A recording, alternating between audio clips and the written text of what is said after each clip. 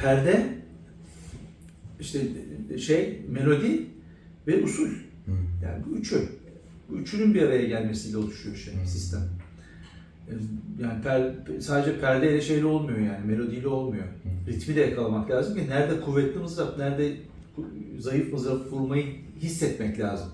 Hepsi yazılmaz üstüne yani. Bunlar refleks olmaya başlayınca artık başka şeyler düşünmeye başlıyorsun. Yani başka bir, yani daha doğrusu dinlediğin tamburide de başka şeylere dikkat etmeye başlıyorsun. Yani malum bizim algıladığımız bilebildiklerimiz kadar ya, daha doğrusu bilebildiklerimiz algılayabildiğimiz kadar. Bildiğimiz arttıkça da algımız değişiyor. Bir sonraki kademeye geçiyor. Aynı videoyu bir daha seyrediyorum. Atıyorum Necdet Hoca'nın bir Taksim'i dinlerken hiç aklımı duymadığım ya da fark edemediğim o ana kadar bir hareketi belki 30 sene, 20 sene sonraki burada ne yapmış diyebiliyorum. Yani halen diyorum. O güzelliği orada. Halen diyorum. Tabii yani. O başka bir şey o. Başka bir tecrübe. Oktavı gel beraber bakalım. Re'den başlıyorsun, yegahtan başlıyorsun. Yegah ne var? İşte kaba nimisar falan böyle gidecek. Yani kısa kolay oluyorsun. Re, mi bemol olacak.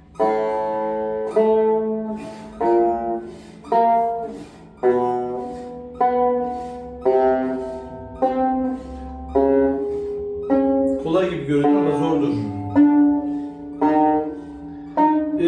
Kolaylık olsun, hangi perdeye gideceğimi hatırlaman için mesela si bemol, si bekar, do diyez,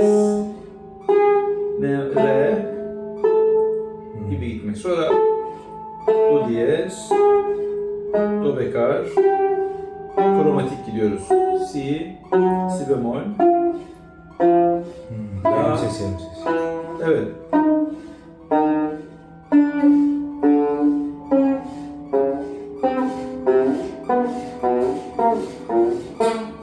Hızlanacağız tabii.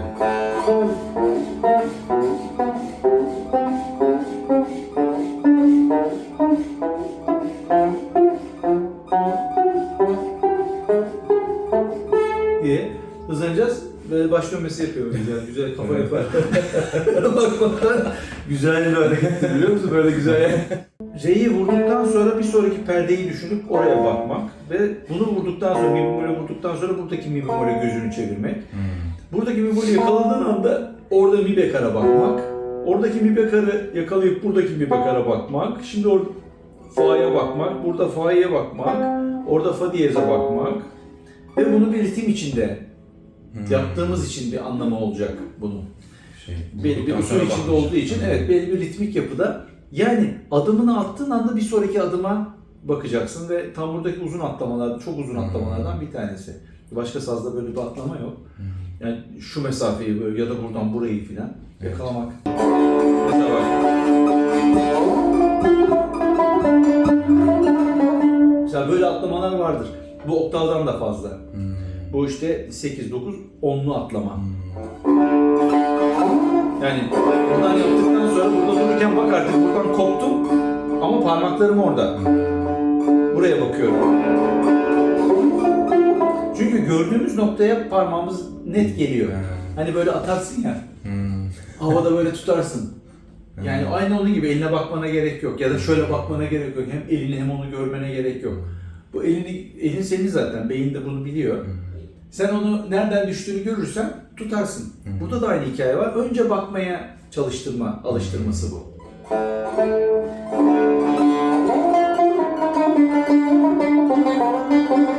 Sekürücü asker girişleri çok kullanılır. Buradan bütün süreç boyunca bakmıyorsun böyle. Yani o zaten geliyor buraya.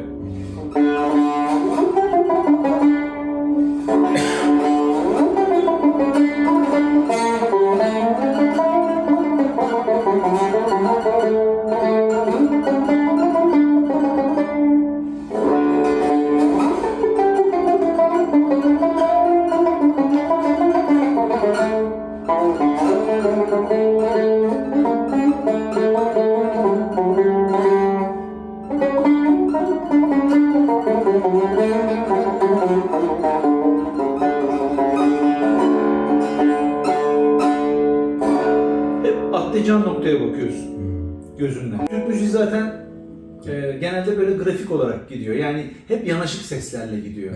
Atlamalı sesler az oluyor. Ne kadar çok atlama, o kadar Türk müziği sazennesinin çuvallaması oluşuyor. Yani rahat rahat böyle acayip canavar gibi çalarız mesela. Bir atlama gelir, diye kalırsın böyle. Grafiğe o kadar alışmışız ki. Batı müzisyeni onlar da muhakkak grafik görür. Ama daha da atlamalı sesleri deşifre etmeye alışık oldukları için gözleri rahat rahat şey yapıyorlar. Biz şimdi öğrenciyken böyle bir şeyler yapıyoruz. Sonra hiç böyle bir şey çıkmayacak karşımıza. Az çıkacak yani. Ama çıktığı anda da tam burada en kötü şey şöyle bir ses yakalamaktır. Atladığınızda. Mesela Taksim'e giriyorsun. Allah, baştan lastik patladı yani. O yüzden hep gözümüz bir adım önde olması gerekiyor.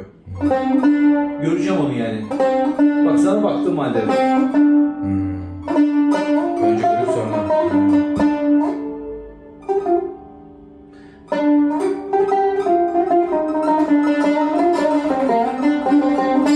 Yaptığımı cazladık yani.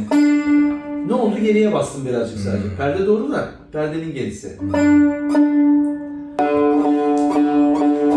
Yaptığımı gitti yani. Ki yakın atlama olduğu zaman.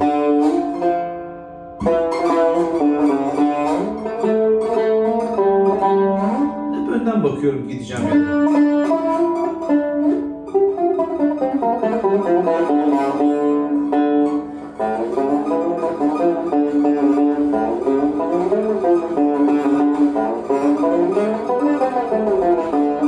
Bu da nefis çalışma gibi olacak.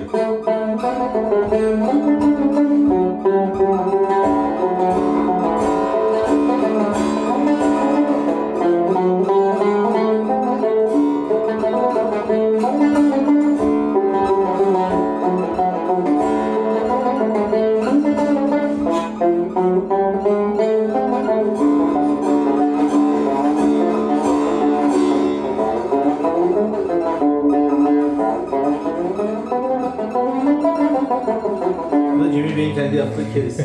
Kendisi yapmış.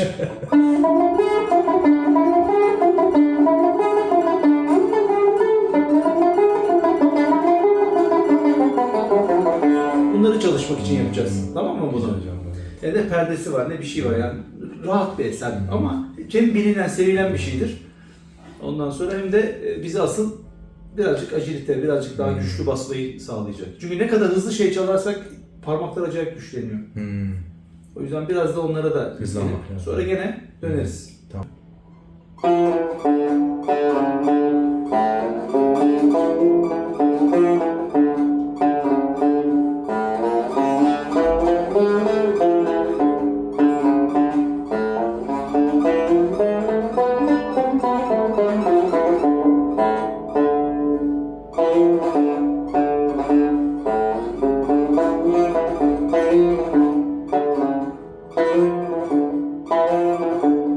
Üst, alt.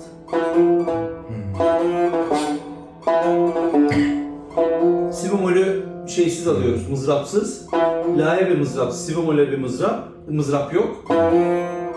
Sonraki la'da la si la sol yapıyoruz. Si la sol'e la çarpmalı geliyoruz. La si la sol yapıyoruz. Ve buradaki ikinci la'da la si la, bu la'yı alt mızrap alıyoruz. Çaldım baştan.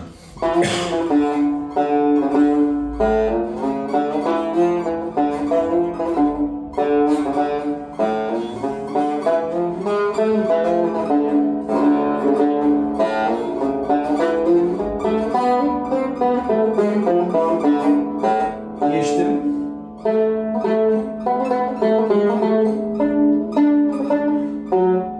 SGH dönüyor. Burada rast yapıyor.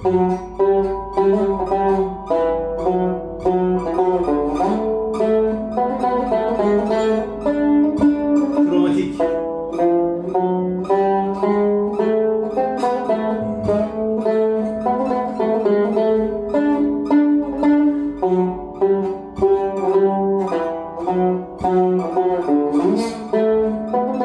Bu sadece notaları çalıyorum. Daha farklı çalacağız tabii.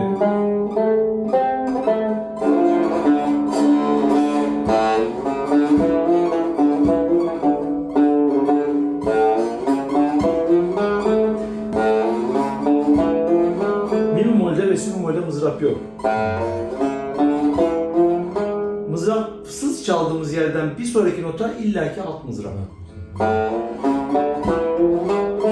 Çok hızlandırır o zaman. Evet. Değil mi?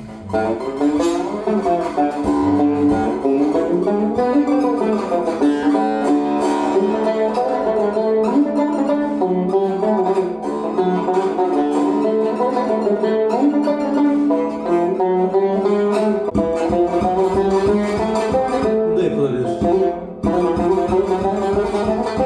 Mesela. Yani yavaş çalarsak.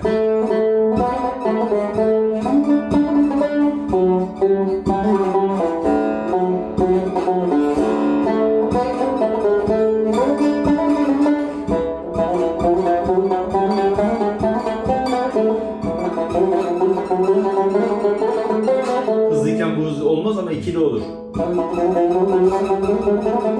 Hepsi çarpmalı. Üst mızrap.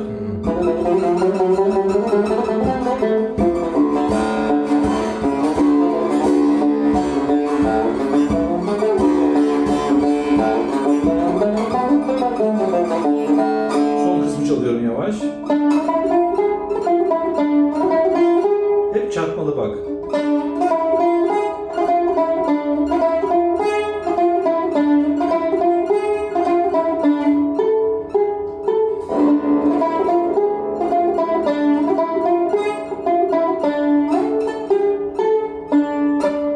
İki türlü de çalınabiliyor.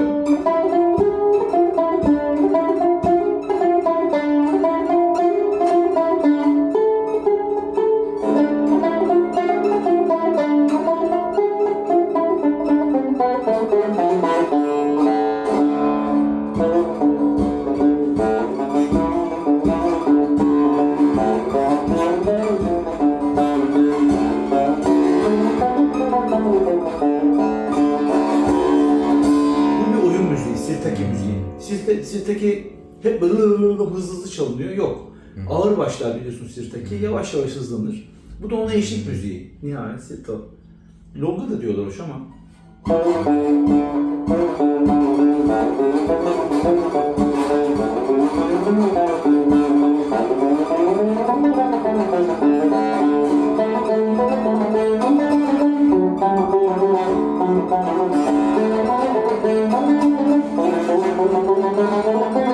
Zorlayacağız kendimizi yani, tamam mı?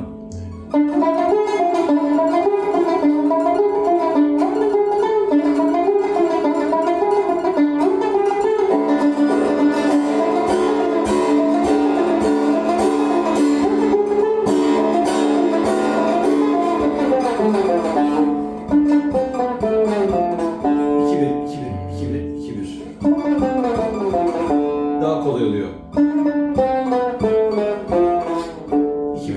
2-1 çok daha hızlanıyor. Bunun yerine bak bu zayıf geldi. 2-1 çok daha kolay oluyor.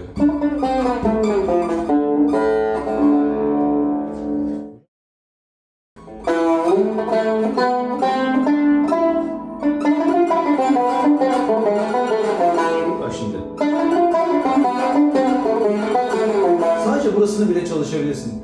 Çok kuvvetli olarak, yani hem bileğimiz kuvvetlensin hem bunu kuvvetli vurunca bu parmak da güçlü basıyor.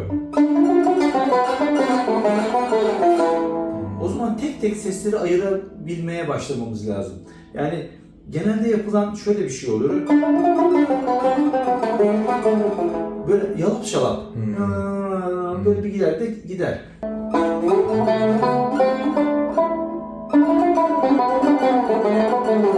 Bu tek tek bunların duyulabilecek hale gelip ve köşeli.